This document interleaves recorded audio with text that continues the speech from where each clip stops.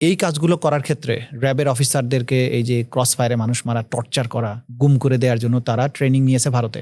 র্যাবের যতগুলো ব্যাটালিয়ান ছিল প্রত্যেকটা ব্যাটালিয়ানের নিজস্ব এরকম গোপন আয়নাঘর ছিল। জিয়াউল হাসান আসলে গ্রেপ্তার হয়েছিলেন, কিভাবে গ্রেপ্তার হয়েছিলেন এটা কি জানেন আপনি? গ্রেপ্তার তো পেছনের স্টোরি যেটা আছে সেটা আমরা নাই বলি, কিন্তু তাকে তো গ্রেপ্তার দেখানো হয়েছে, গ্রেপ্তার দেখানো হয়েছে। সুতরাং আমরাই সেটা আইনগতভাবে যেটুকু আছে সেটাই।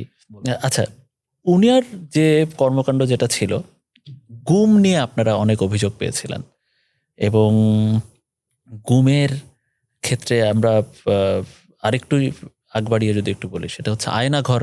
এই শব্দগুলো বা র্যাবের যে ইয়েগুলো ছিল, আয়নাঘর তো আছেই, র্যাবেরও যে ইয়েগুলো ছিল আয়নাঘরের মতো যেগুলো ছিল, এইটার মাস্টারমাইন্ড আসলে কে?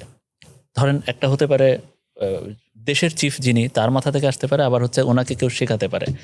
এইটার মাস্টারমাইন্ড হিসেবে আপনারা বা এই কিভাবে পেলেন? এটার মাস্টারমাইন্ড জিয়াউল হাসান এবং তারিক সিদ্দিকী।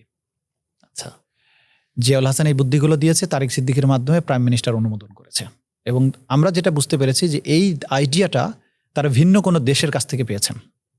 ওকে। এবং এই কাজগুলো করার ক্ষেত্রে র্যাবের অফিসারদেরকে এই যে ক্রস ফায়ারে মানুষ মারা, টর্চার করা, গুম করে দেওয়ার জন্য তারা ট্রেনিং নিয়েছে ভারতে, র্যাবের অফিসাররা। এবং এই ট্রেইনড অফিসাররা এই গুম, বিশেষ করে র্যাবের যারা, তারা এই গুমগুলোর সাথে সম্পৃক্ত ছিল। এই যে আয়নাঘরের কনসেপ্ট, এই আমরা যতদূর দেখেছি এই সব কিছুর চিন্তাটা জিয়াউল হাসানের মাথা থেকে আসছে। এর সাথে আরও কয়েকজন ছিলেন, জিয়াউল হাসানের আগেও আরও কয়েকজন ছিলেন। জেনারেল ওই মুজিবের ভূমিকা আছে এখানে, পুরানো আমলের কয়েকজন ডিজি যারা গ্রেফতার হয়নি এখনো।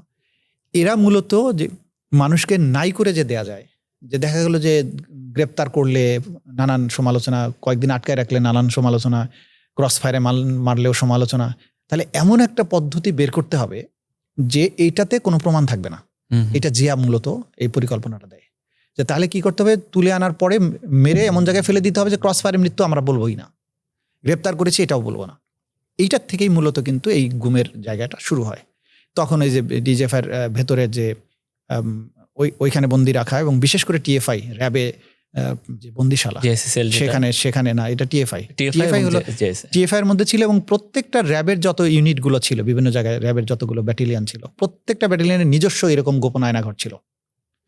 প্রত্যেক জায়গাতে গোপন বন্দিশালা ছিল। এবং পরবর্তীতে এতটাই তারা উৎসাহিত হয় এই সাফল্যে যে পুলিশ তখন গোপন আয়নাঘর করে। যে বগুড়ার পুলিশ লাইনে ওই যে আরিফ মন্ডল বলে একজন পুলিশ অফিসার পলাতক আছে, সে এখানে পুলিশ লাইনের ভিতরে একটা বিশাল আয়নাঘর, এখানে মানুষকে বছরের পর বছর বন্দি করে রাখতো, ওইখান থেকে ধরে নিয়ে মারতো।